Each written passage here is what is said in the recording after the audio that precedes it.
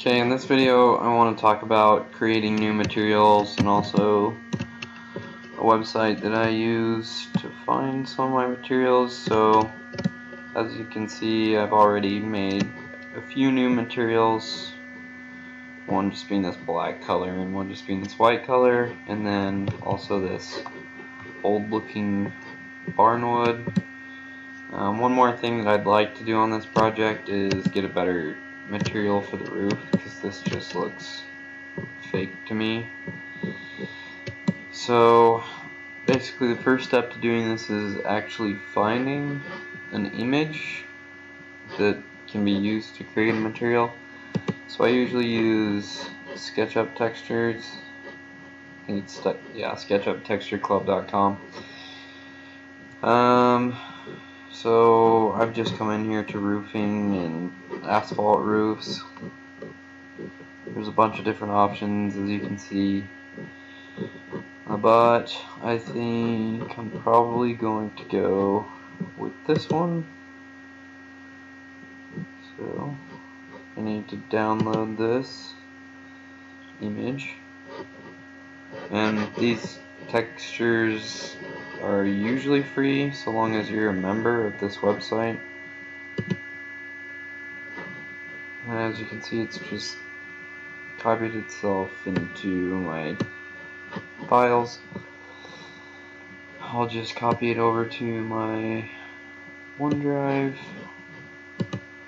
and I'll come into Revit, and I will come to, let's see, I believe it's Manage, and there's this Materials tab button thing you click on.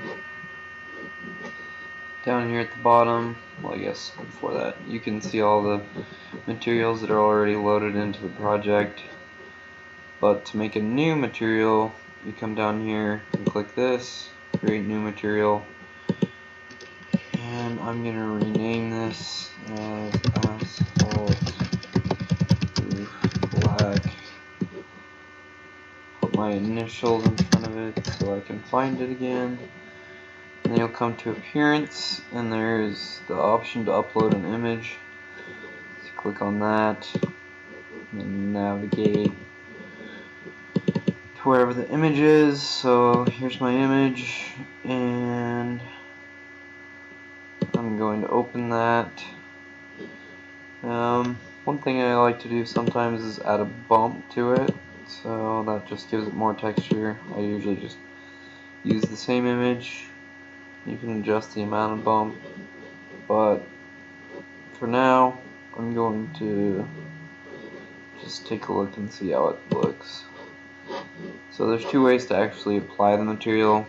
You can either go into the actual object and apply the material to the structure, or you can use the paint tool, which is pretty quick. I'll show you both ways to do it, but here's the paint tool. So then I'll just find the new material I've made. Here it is, it's the roof. So I just painted it on there. As you can see, this is looking a little bit too small, especially compared to the old roof texture. So I'm just going to edit my material. So we'll go back to Manage Materials. You'll come to Appearance, and the way that you make your materials appear larger is you can adjust the size. So I'm just going to try 3 feet by 3 feet for now. Let's see what that does. So that's too big.